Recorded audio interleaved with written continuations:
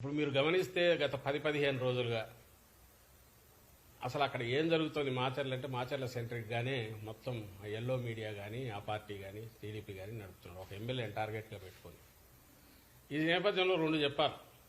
ఒకటి, ఎన్నికల కమిషన్ అనేది ఏదైతే అంపైరింగ్ రోల్ చేయాలనో ఇక్కడ ఒక నిష్పక్షపాతంగా అటు ఇటు సైడ్ తీసుకోకుండా చేస్తాదనే మా ఆశ, చేయాలనే మా కోరిక. అందుకోసం ఎప్పుడైతే ఎన్నికల కోడ్ వచ్చినప్పటి దగ్గర నుంచి కూడా మీరు గమనిస్తే మా పార్టీ కానీ అధికారంలో ఉన్నప్పటికీ ముఖ్యమంత్రి గారితో సహా డిస్టెన్స్ అయ్యాం అక్కడికక్కడ.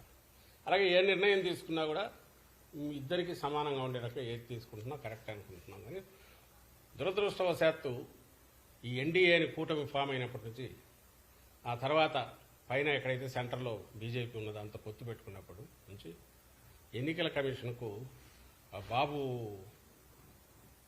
దోమపోట్లాగా బాబు కాటో లేక బాబు వైరస్ ఏదో సోకినట్టుంది, ఇన్ఫెక్షన్ వచ్చిందేమో అని అనిపిస్తుంది. అది ఎంతవరకు పోయిందంటే ముందు అనుమానంగా ఉండేది, ఇప్పుడు నిజమని కూడా అనిపించే రకంగా ఎన్నికల కమిషన్ వ్యవహరిస్తున్న తీరు. ఇప్పుడు ఆల్ ప్రాక్టికల్ పర్పసెస్ ప్రభుత్వాన్ని ఎవరు నడుపుతున్నారంటే ఎన్నికల కమిషన్ నడుపుతోంది. ఆంధ్రప్రదేశ్ ప్రభుత్వాన్ని కాదు, ఎక్కడైనా సరే.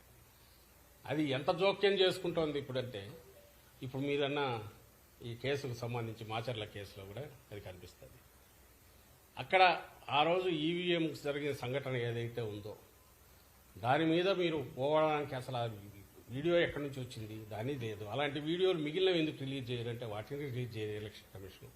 నువ్వు నిష్పక్షపాతంగా వ్యవహరిస్తున్నావు అంటే ఎక్కడెక్కడ ఈవీఎంలు డ్యామేజ్ అయినా ఉన్నాయో అవన్నీ బయట పెట్టాలి.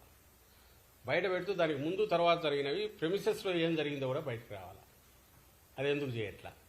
ప్లస్ ఆ వీడియో బయటకు వచ్చింది ఎట్లొచ్చింది? వీడియో బయటకు వచ్చిందంటే మాకు తెలియదు, సంబంధం లేదనడం కాకుండా ఇమ్మీడియట్ సీరియస్ కేసు పెట్టాలనా లేదా? కేవలం ఎన్నికల కమిషన్ ఆధ్వర్యంలో ఉంది కాబట్టి మిమ్మల్ని అడుగుతాం. ప్రభుత్వం ఆధ్వర్యంలో ఉంటే మమ్మల్ని ఎట్లయితే అడిగేవాళ్ళు, ఇప్పుడు ఎన్నికల కమిషన్ ఆధ్వర్యంలో అన్ని వ్యవహారాలు నడుస్తున్నాయి కాబట్టి ఎన్నికల కమిషన్ అడుగుతాం. అడిగాం, సమాధానం లేదు. అదే మాచర్ల కాన్స్టిట్యున్సీలో ఇంకా 5-6 చోట్ల ఈవీఎంలు డ్యామేజ్ అయ్యాయి అన్నారు. మరి అవన్నీ ఎందుకు బయటకు ఫీడ్ రిలీజ్ చేయట్లా? ఇదే పాల్వాయి గేట్ ఎక్కడ అంటున్నారు, బయట వీడియోలు మేము చూపించాము, ఎన్నికల కమిషన్కి ఇచ్చాము. ప్రెమిసెస్లో అడ్డంగా కొడుతున్నారు.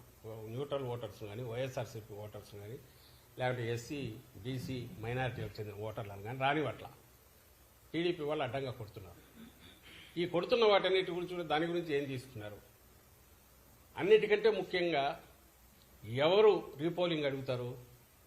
బాధితుడు అడుగుతాడు. ఎందుకు టీడీపీ అడగట్లా? ఎందుకంటే వాళ్ళు కంఫర్టబుల్గా ఉంది కాబట్టి, గుద్దుకున్నారు కాబట్టి, అడ్డంగా వేసుకున్నారు కాబట్టి, రిగ్ చేసుకున్నారు కాబట్టి వాడు అడగట్లా. అఫెక్ట్ అయినారు కాబట్టి మా వాళ్ళు అడుగుతున్నారు. దానికి ఆన్సర్ ఇవ్వాలంటే నువ్వు అన్ని వైపులో చూస్తే తప్ప ఆన్సర్ ఇవ్వలేనప్పుడు ఏకపక్షంగా పోయి కేసు పెట్టి దాని మీద ఇంటీరియం బెయిల్ తెచ్చుకొని అంతవరకు ఎన్నికలు అయ్యేంతవరకు కూడా ఏ యాక్షన్ తీసుకోవద్దని కోర్టు నుంచి తెచ్చుకుంటే కోర్టును కూడా మోసం చేసే రకంగా కోర్టు డైరెక్షన్ వచ్చిన తర్వాత పాత కేసులు తీసి దాంట్లో మళ్ళీ ముద్దాయిగా పెట్టి 307 పెట్టి ఓ సిఐ 10 రోజులు ఎక్కడి నిద్రపోతున్నాడండి వాడు సిఐ? అతనికి అప్పుడే దెబ్బ తగిలింటే అప్పుడే కదా కేసు ఇది కావాలి. 307 ఇప్పుడు ఎట్లా చేసింది? అది పెట్టి అది కూడా ఇప్పుడు కోర్టుది వచ్చిన తర్వాత మళ్ళీ 3 కేసులు దొరుకుతాయి అంటే వస్తే అరెస్ట్ చేయాలని ఈరోజు దాంట్లో కూడా ఇచ్చినట్టుంది. మళ్ళీ పెడతామో తెలియదు ఇంకొన్ని కేసుల్లో.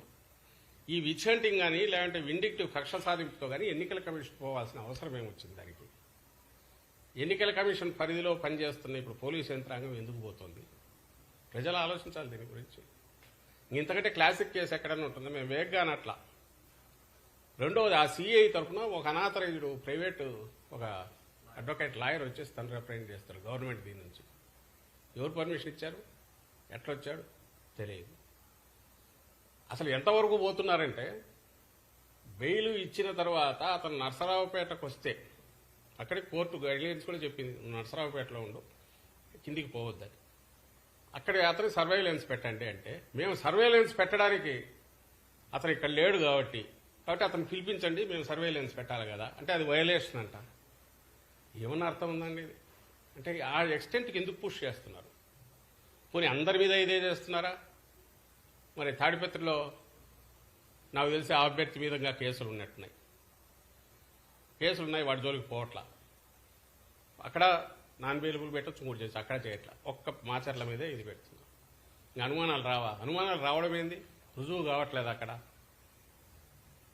పూర్తిగా కక్ష సాధింపుతో చంద్రబాబు ఎట్లంటే ఆయన రిమోట్ కంట్రోల్తో ఆయన కానీ ఆయనకు కావాల్సిన వాళ్ళు కానీ ఆ పార్టీ నాయకులు కానీ అన్నదానికి తగినట్టే ఎన్నికల కమిషను లేదా దాని ఆధ్వర్యంలో పనిచేస్తున్న పోలీస్ యంత్రాంగం కానీ ఇతర అధికారులు కానీ పనిచేస్తున్నారేమో, వ్యవహరిస్తున్నారేమో అని ఖచ్చితంగా అనిపిస్తుంది. సో ఈరోజు రాలా నిజంగా ఈవీఎం డ్యామేజ్. పోనీ పిఓ ఏమైనా రాశాడా? PO log book main criteria అయినప్పుడు, ప్రాతిపదిక అయినప్పుడు పోలింగ్ ఆగిందని కానీ ఇంకోటని రాశారు. మరుసటి రోజు కేసు పెట్టారు అన్ఐడెంటిఫైడ్ అని కానీ, లేదా పాల్వాయి గేట్ విషయంలో. దాంట్లో లాగ్ బుక్లో రాలే కదా. అదే కదా యాడ్ స్టిక్ మీకు. ఒక వీడియో, పోనీ ఆ వీడియో నువ్వే ఒప్పుకుంటున్నావు, ఈసీ మాకు తెలియదు అది ఎట్లా బయటకు వచ్చింది అని. మరి ఒరిజినల్ ఏముంది? రిలీజ్ చేయి. దాంతోపాటు మిగిలిన 6, 7 అన్నీ రిలీజ్ చేయి. తెలిసిపోతుందిగా ఏం జరిగింది అక్కడని. మరి అక్కడ కూడా అదే న్యాయం అప్లై చేయాలిగా. పోనీ సహజ న్యాయం ప్రకారం చూసినా రీపోలింగ్ అడిగిన వాడు టీడీపీ ఎందుకు రీపోలింగ్ అడగట్లేదు? ఎందుకంటే కంఫర్టబుల్గా ఉంది కాబట్టి. మా అభ్యర్థి ఎందుకు అడిగాడు? అన్యాయం జరిగిందని కాబట్టి. ఏ రకంగా చూసినా, కామన్ సెన్స్తో ఆలోచించిన, రూల్ బుక్ ప్రకారం చూసినా, ఏ రకంగా చూసినా కూడా తప్పుడు దీంట్లోనే ఎన్నికల కమిషన్ కానీ ఆ అధికారులు కానీ పోయినారని స్పష్టంగా కనపడుతున్నప్పుడు మా డిమాండ్ మళ్ళీ తెరుస్తున్నాం. ఇప్పటికైనా సరే ఎక్కడెక్కడ ఈవీఎం డ్యామేజ్లు మొత్తం అంతా ఇవ్వండి. అలాగే ప్రెమిసెస్లో జరిగిన గొడవలు కానీ, మా వాళ్ళని తరిమి కొట్టినవి కానీ, అలాగే లా అండ్ ఆర్డర్ బయట జరిగినవి వీడియోలు వేసి చూపిస్తున్నాం, పట్టించుకోవట్లేదు. ఇచ్చాము ఈసీకి. వాటి మీద కూడా ఏవైతే భయభ్రాంతులను చేసే ఓటర్లు అడగకుండా అవన్నీ కూడా ఎన్నికల ప్రాసెస్ని దెబ్బతీసినట్టే కదా. మరి వాటి మీద ఏం కేసులు పెట్టారు, ఏం యాక్షన్ తీసుకున్నారు? సో ఇవన్నీ, ఈ ప్రశ్నలన్నిటికీ ఎలక్షన్ కమిషన్ ఆన్సర్ ఇవ్వాల్సింది. ఏదైతే నేను ఇంతకుముందు అన్నట్టు ఇన్ఫెక్ట్ అయిందో బాబు వైరస్తో, అది ఆన్సర్ ఇవ్వాల్సిన బాధ్యత దాని మీద ఉందని మేము అనుకుంటున్నాం.